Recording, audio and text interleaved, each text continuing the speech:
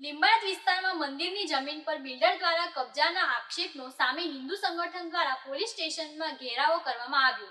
સંગઠનોના આક્ષેપ છે કે પોલીસ ફરિયાદ લેવાની ના પાડી અને જાણ હોવા છતાં કાર્યવાહી નથી કરી। લિંબાયત વિસ્તારમાં હિન્દુ સંગઠન દ્વારા બિલ્ડર પર આક્ષેપ કરવામાં આવ્યો છે કે મંદિરની જગ્યા પર બિલ્ડર દ્વારા કબજો કરવામાં આવી રહ્યો છે અને મંદિરમાંથી મૂર્તિઓ પણ ખસેડી દેવામાં આવી છે।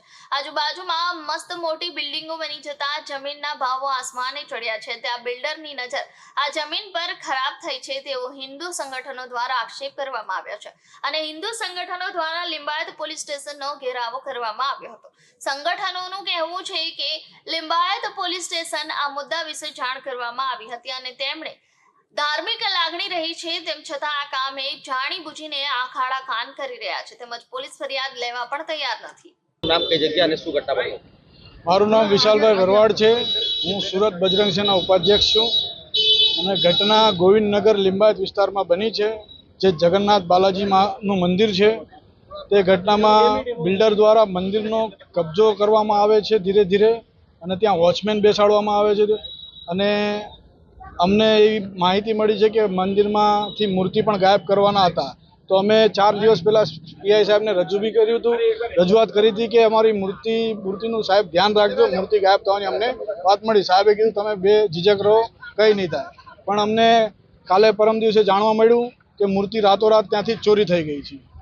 એટલે એના વિરોધમાં અમે આવ્યા હતા અને કાલે પણ અમે પોલીસ સ્ટેશન હતા પણ જે ફરિયાદ કરવા આવેલા એ લોકોને લગભગ 6 થી 7 કલાક ડિસ્ટર્બ ચોકીમાં બેસાડી રાખેલા અને ફરિયાદ લીધી નહીં હતી।